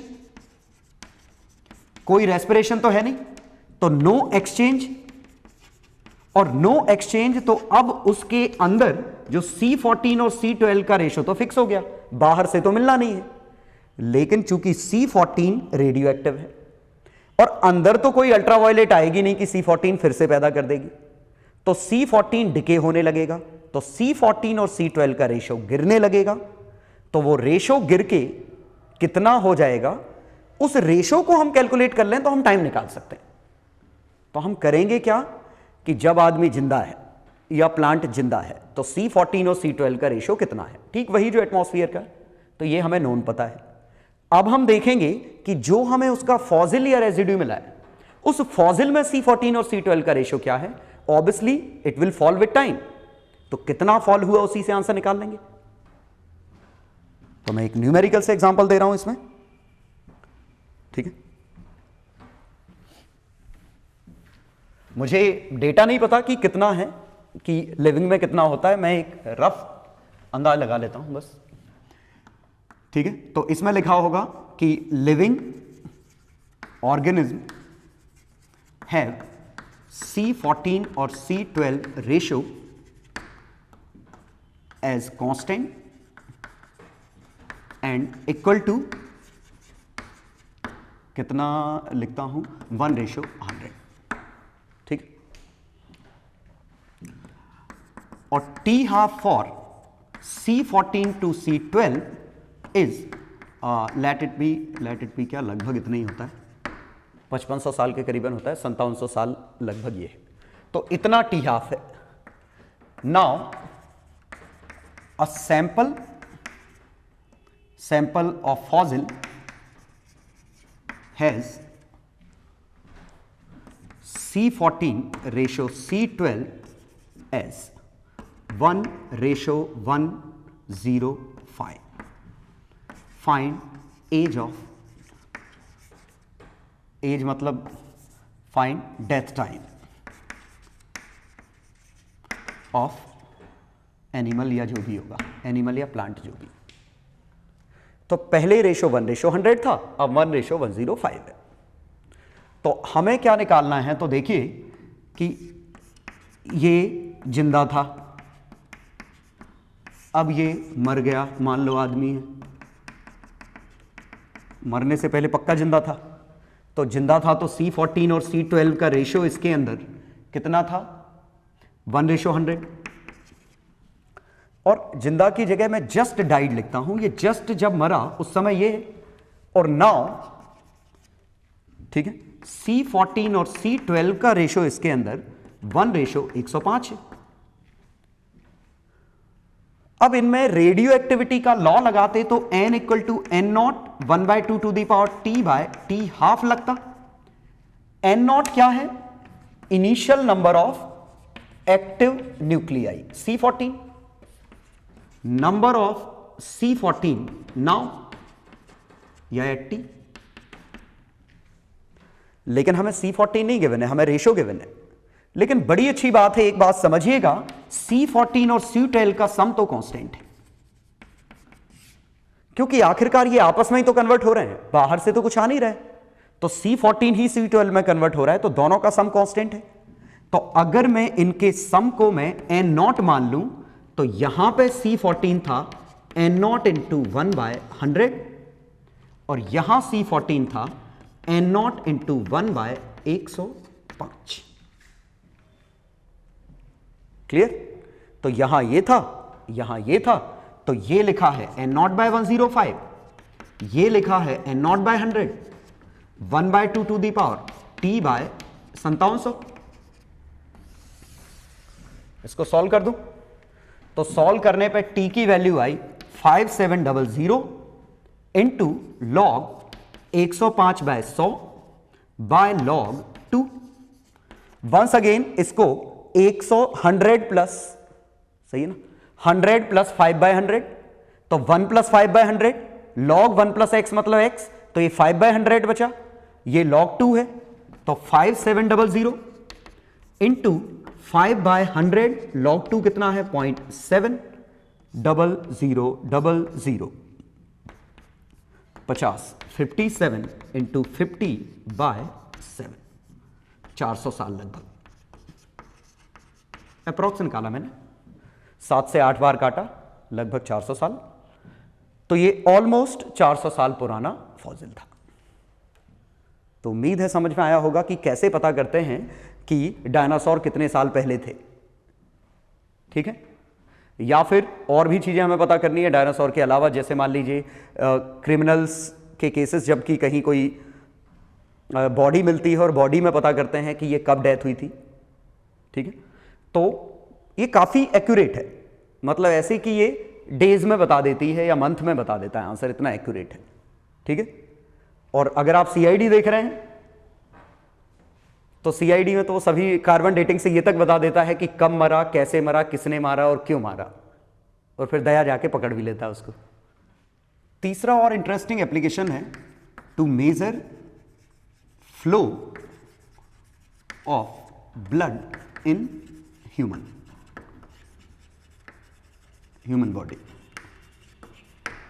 ये भी काफी इंटरेस्टिंग है कि ह्यूमन बॉडी में अगर ब्लड का फ्लो मेजर करना है या अमाउंट ऑफ ब्लड ही मेजर करना है कि टोटल ब्लड कितना है, कि ह्यूमन बॉडी में टोटल 5 लीटर है, 4 लीटर है, 3 लीटर है, कैसे पता चलेगा? ऐसा तो नहीं कर सकते कि पूरा ब्लड निकाल के देख लो और फिर पिला दो। तो to measure flow of blood in human body, actually इससे हम फ्लो ऑफ ब्लड भी पता करेंगे और अमाउंट ऑफ ब्लड भी पता कर लेंगे। तरीका क्या है? ये आदमी है, आइडियल आदमी, देख के लग नहीं रहा है इसके अंदर खून होगा, ठीक है। तो इसके अंदर हमने क्या किया, हम सोडियम 24, ये एक रेडियो एक्टिव सब्सटेंस है और ये ह्यूमन बॉडी के लिए खतरनाक नहीं है। मतलब ऐसा रेडियो एक्टिव जो ब्लड में मिक्स करने पे हमारे साथ इंटरफियर नहीं करता, हमारे लिए डेंजरस नहीं है। तो ये 24 सोडियम, ये हम कुछ मिक्स कर देते हैं, इसका इंजेक्शन लगा दिया। अब क्या होगा, चूंकि ब्लड तो लगातार फ्लो हो रहा है, पूरी बॉडी में ब्लड फ्लो हो रहा है, तो ये सोडियम यूनिफॉर्मली डिस्ट्रीब्यूट हो जाना चाहिए पूरी बॉडी में। अगर पर्सन हेल्दी है तो ये सोडियम पूरी बॉडी में यूनिफॉर्मली डिस्ट्रीब्यूट हो जाएगा, ठीक है। और अब हमें यह पता करना है कि ब्लड कहीं ब्लॉक हो रहा है, तो सिंपल सी बात है कि आप अलग अलग जगह से ब्लड निकाल के देख लो और उसमें एक्टिविटी चेक करो। अगर सब में एक्टिविटी बराबर आई, मतलब हर जगह ब्लड प्रॉपरली ट्रांसफर हुआ है, कहीं एक्टिविटी कम है कहीं ज्यादा है, तो उससे पता चल जाएगा कि ब्लड का शायद ब्लॉकेज हो रहा है।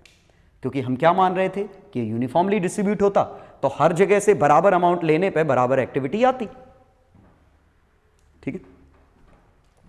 तो हम इसी का एक क्वेश्चन बना देते हैं।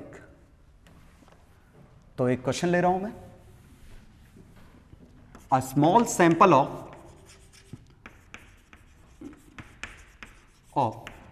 sodium 24 with radioactivity 1 microcurie, इतनी रेडियो एक्टिविटी है and T half 15 hours, T half इसका कम है 15 आवर्स से, is injected in body of person.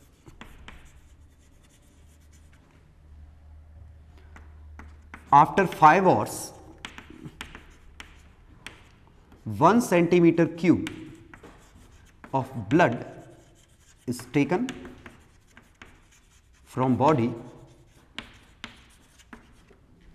काफी इंटरेस्टिंग क्वेश्चन है, which shows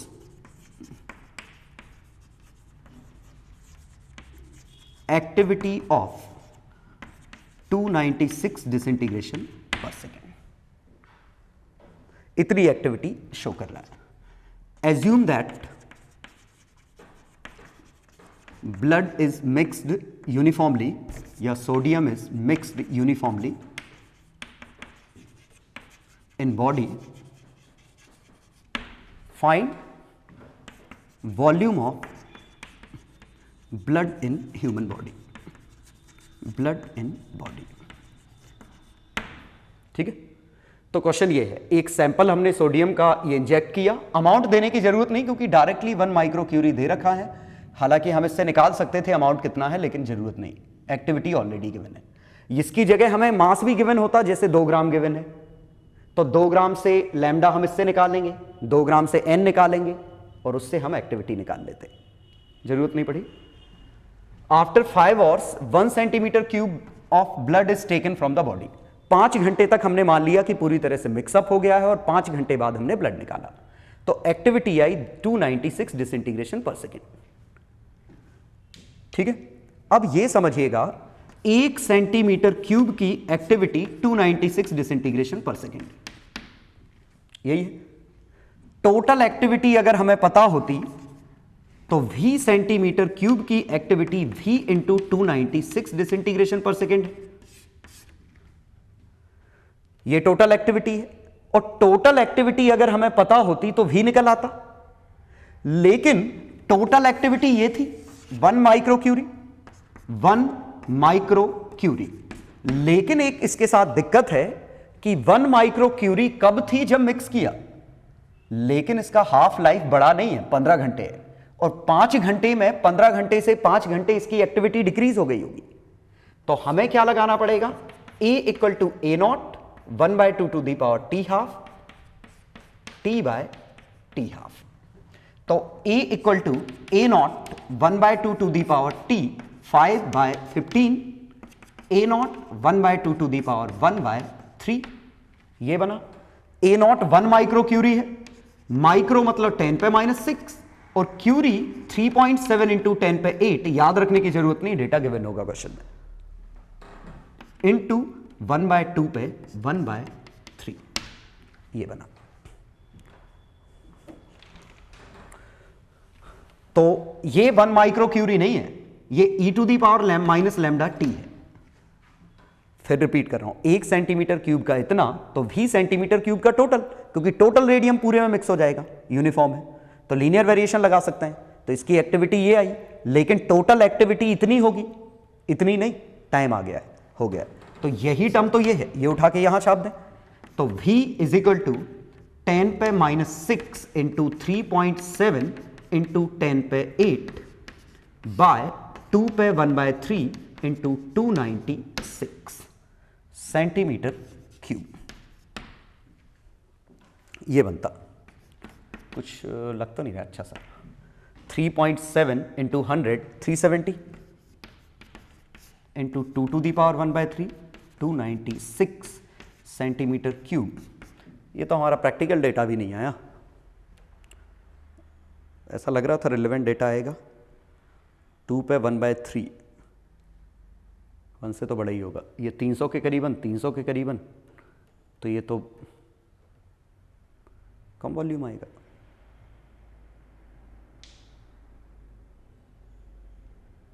क्योंकि कम क्यों आ रहा है, क्योंकि मैंने ये वैल्यू गलत लिखी है। ओके, इट इज 10 पे 10, हाँ ठीक है, और 10 पे 10 तो 2 0 और आ जाएंगे,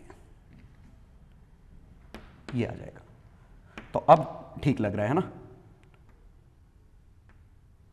10 पे 10 में 2 0 और बढ़ जाएंगे। 10 पे 4 3.7 इंटू 10 पे 4 300, तो ये कट गया 100 सेंटीमीटर क्यूब। अब भी वॉल्यूम हो सकता है डेटा पूरा सही ना हो। एनीवे, उम्मीद है कॉन्सेप्ट समझ में आ गया होगा कि कैसे करना है। वैसे मिल गई गलती, ये डिसइंटीग्रेशन पर सेकेंड नहीं था, डिसइंटीग्रेशन पर मिनट था, मैंने डेटा गलत लिया है, डिसइंटीग्रेशन पर मिनट था। पर मिनट होगा तो यहां पे एक 60 और आ जाएगा, क्योंकि ये 60 से डिवाइड होगा, तो यहां एक एक्स्ट्रा 60 आएगा। और अब सही है, 5.7 लीटर के आसपास आंसर आ रहा है, और 5 लीटर के करीबन ब्लड होता है। क्योंकि ये मैंने जो क्वेश्चन लिया था ना, जो डेटा लिया था, मैंने असली वाला डेटा लिया था, बस ये मैंने गलत छाप लिया। तो डिसइंटीग्रेशन पर मिनट, तो देखिए सही लोगे तो इतना आएगा। वंस अगेन चीजें याद नहीं रखनी इसमें, बस कॉन्सेप्ट समझना है कि कॉन्सेप्ट क्या था, कि पूरे ह्यूमन बॉडी में डिस्ट्रीब्यूट हो गया, तो पूरी ह्यूमन बॉडी की एक्टिविटी ये है, लेकिन ये तो 20 सेंटीमीटर क्यूब की एक्टिविटी है, तो 1 सेंटीमीटर क्यूब की एक्टिविटी कितनी है, ये लीनियर वेरिएशन, आंसर आ गया। लास्ट सेट ऑफ क्वेश्चंस इसमें इंटरेस्टिंग है, वही है प्रैक्टिस जो आपने कर रखे हैं, क्वेश्चन उसी तरह के हैं। 2 रेडियो एक्टिव मटेरियल X1 और X2 इंडिपेंडेंट मटेरियल है, decay constant 10 lambda lambda, X अलग डिके हो रहा है, X2 अलग डिके हो रहा है। Initially both have same number of nuclei, initially दोनों के न्यूक्लियाई सेम है। You have to find time when ratio of number of nuclei is 1/E:1, time when activity is 1/E:1। Formulas use करने हैं। Question 2 में once again 2 sample अलग अलग हैं। Sample S1 की एक्टिविटी ये है, जो कि ट्वाइस है सैंपल S2 की एक्टिविटी से, नहीं twice of number of nuclei है, सॉरी। एक्टिविटी 5:5 है और 10 है, नंबर ऑफ न्यूक्लियाई 2:1 है। आपको T half of S1 is given 10 years, you have to find T half of S2. Question 3, in an ore containing uranium or lead in ratio 3:1, find age of ore. इसमें ये assume करना है कि lead पूरी तरह से uranium से ही form हुआ है, लेड इनिशियली बिल्कुल भी नहीं था, वो जगह कम थी इसलिए मैंने लिखा नहीं। तो assume that whole of the lead is formed from the decay of uranium via this process. Question 4, एक रेडियो एक्टिव मटेरियल X है जो एक साथ Y और Z में डिके हो रहा है। ये थोड़ा इंटरेस्टिंग क्वेश्चन है, अलग है बिल्कुल, इसमें आपको डिफरेंशियल फॉर्म करनी पड़ेगी। x एक साथ y और z में डिके हो रहा है, y में डिके हो रहा है t हाफ इससे, z में डिके हो रहा है t हाफ इससे. You have to find time when 1/4 of x remains और ratio of y and z at t equal to 1620 years. तो करिए ट्राई. चलो तो सॉल्यूशन देखें. पहले पार्ट में दोनों के नंबर सेम है, तो x1 का भी नंबर सेम है और x2 का भी सेम है. तो number of x1 is equal to n दोनों का सेम है, e to the power minus 10 lambda t. Number of x2 n naught e to the power minus lambda t. ये तो हमारा फॉर्मूला बन गया. टाइम व्हेन रेशियो इज, तो number of x1 ratio number of x2, अगर ratio लेते तो n not cut जाता, e to the power minus 9 lambda t बचता, और ये वैल्यू 1/e है, और ये वैल्यू 1/e है, तो e पे -1 है, तो 9 lambda t equal to 1, t equal to 1/9 lambda. पहला क्वेश्चन. सेकेंड में एक्टिविटी पूछी है, तो एक्टिविटी का formula activity of x1 is equal to lambda n x1. लेकिन लैम्डा इसका कितना है? 10 लैम्डा. इसका नंबर कितना है? ध्यान दीजिए, एक्टिविटी होता है लैम्डा इंटू n, तो lambda into n naught e to the power minus lambda t. तो पहले 10 लैम्डा पुट होगा, और x2 की जब एक्टिविटी निकालेंगे तो let me change colour, lambda n naught e to the power minus lambda t. अब एक्टिविटी का रेशियो, x1 की एक्टिविटी और x2 की एक्टिविटी का रेशियो, इन दोनों को डिवाइड करो, तो 10 e to the power minus lambda t, सही 9 लैम्डा t. और ये क्वेश्चन में 1/e चाहिए, तो इस बार आंसर लॉग में आएगा, क्योंकि e to the power minus 9 lambda t is equal to 1/10e. तो 9 lambda t is equal to log of 10e by 10 lambda. Divide कर दिया, ये t आ गया 9 लैम्डा से, सॉरी. ये सेकंड का आंसर है. तो सिंपली हमने क्या किया, नंबर्स का फॉर्मूला लिखा, एक्टिविटी का फॉर्मूला लिखा, छाप दिया. मैथ सी थी. चलो क्वेश्चन 2.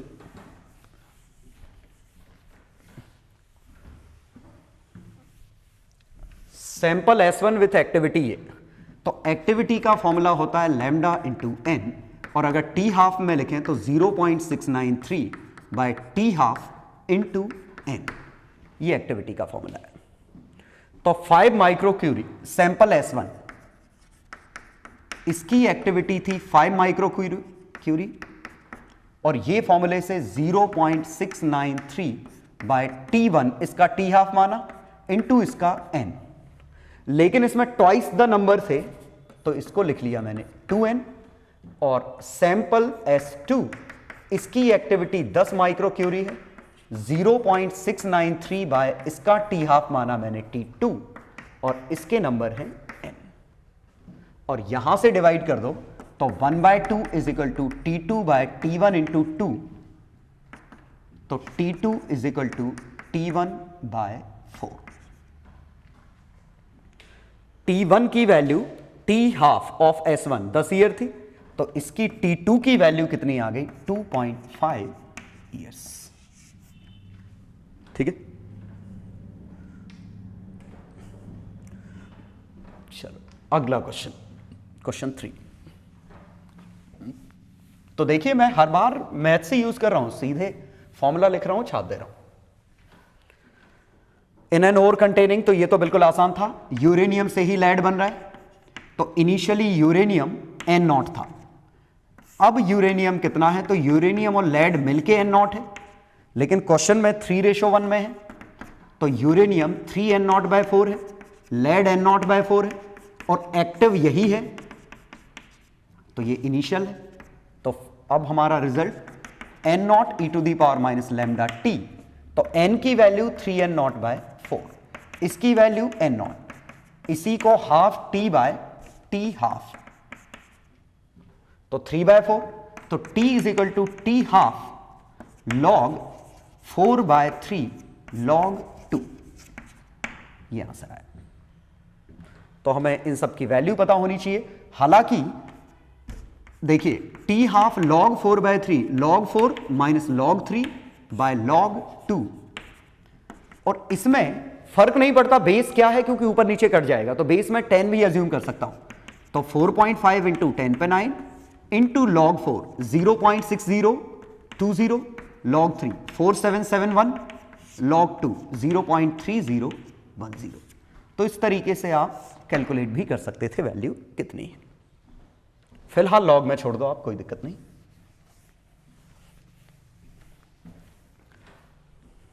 इन जनरल एग्जाम में आता है तो लॉग की वैल्यूज गिवन होती हैं, तो आपको ये अप्रोक्सीमेशन करने नहीं पड़ते।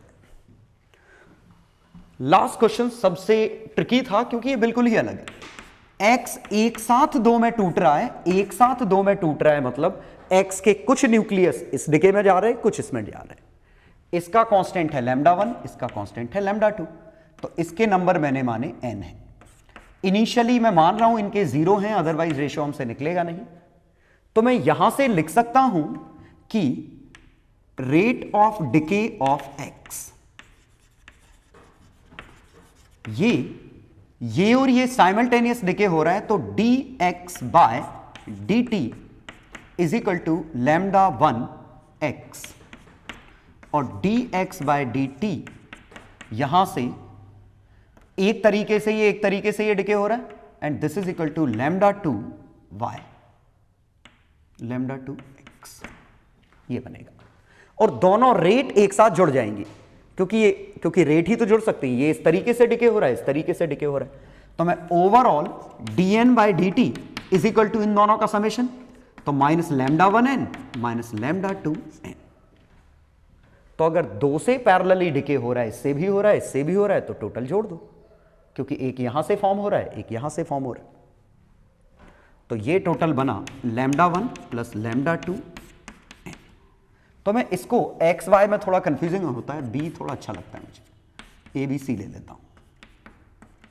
तो मैं इसमें इक्वेशन क्या लिख रहा हूं, देखिएगा, D N B by D T is equal to λ1 N A, D N C by D T equal to λ2 N ए।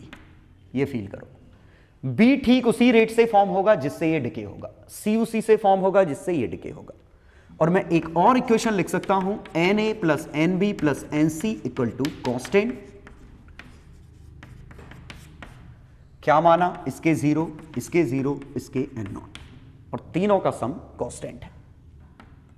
ठीक है, तो यहां से मैं डिफरेंशिएट करूं तो D N A by D T plus D N B by D T is equal to minus D N C by D T. और अगर आपने केमिकल काइनेटिक्स पढ़ रखा है तो आपको ये डिफरेंशियल बनाने में दिक्कत होनी नहीं चाहिए। तो D N A by D T लिखना था मुझे, तो minus D N A by D T minus D N B by D T, और D N A by D T कितना है, λ1 एन ए, ये कितना है, λ2 एन ए, ये है D N A by D T. तो देखिए मैं ये डिफरेंशियल सॉल्व नहीं कर सकता था क्योंकि यहां वेरिएबल कुछ और है, यहां कुछ और है, यहां कुछ और है, यहां कुछ और, लेकिन मैंने यहां से ये सॉल्व कर सकता हूं क्योंकि यहां डीएनए सीधे सीधे मिल जाएगा। इसका मतलब बहुत ही सिंपल सा कॉन्सेप्ट है कि दरअसल रेट डायरेक्टली ऐड हो गई, तो λ1 और λ2 दोनों डायरेक्टली ऐड हो गए, तो lambda equivalent is equal to λ1 plus λ2। तो मैं यहां से सीधे फॉर्मूला लिख सकता हूं, Na is equal to N naught E to the power minus lambda equivalent T, और लैम्डा इक्विवेलेंट कितना है, λ1 प्लस λ2 टी। और शायद इसी से आप समझ सकते हैं 1 upon T equivalent is equal to 1 upon T1 plus 1 upon T2, 0.693 तो कट ही जाएगा, तो 1 अपॉन टी हाफ 16201810 शायद, ये ट्वाइस 6, तो 3 बाय 1620, तो T equivalent is equal to 1620 by 3, ये बना। तो इवेंचुअली हमारी इक्वेशन क्या हो गई कि Na equal to N not e to the power या 1/2 to the power t by t half, where t half is 1620/3। अब पूछा क्या है, time when 1/4 of X remains, तो ये n0/4 है, ये n0 है, तो 2t½ बाद ऐसा होगा, तो t is equal to 2t², तो 1620/3 का ट्वाइस, ठीक है, 5 और 3 53, 3 से 5 3, ये बना, तो ये कितना बना 0610।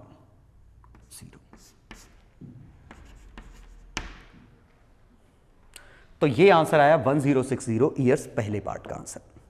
लेकिन शायद Na और Nb का रेशो भी पूछा है, और Na और Nb का रेशो इवन हम इनकी वैल्यू ही निकाल सकते हैं कितनी है, लेकिन हमसे सिर्फ रेशो पूछा है, तो यहां से अगर मैं डिवाइड कर दूं या इक्वेट कर दूं, तो dNb/dt is equal to dNc/dt, इन दोनों को इक्वेट किया तो नहीं अपॉन लैम्डा से इक्वेट होगा, सॉरी क्या है, इक्वेट किया तो डिवाइड किया है दरअसल, तो dNb/dt इंटू 1/λ1, dNc/dt 1/λ2, और इससे आंसर हमारा बना dNb into λ2 dNc into λ1 integration, और दोनों जीरो से चालू कर रहे हैं,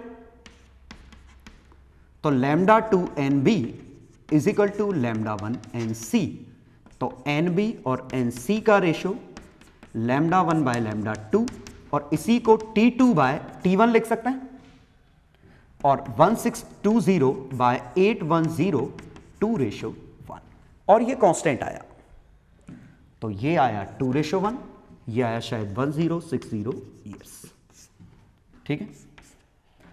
हाँ, हम इस तरह के क्वेश्चन और भी करेंगे जहां हम गंदी सी डिफरेंशियल इक्वेशन बनाएंगे, लेकिन बाद में।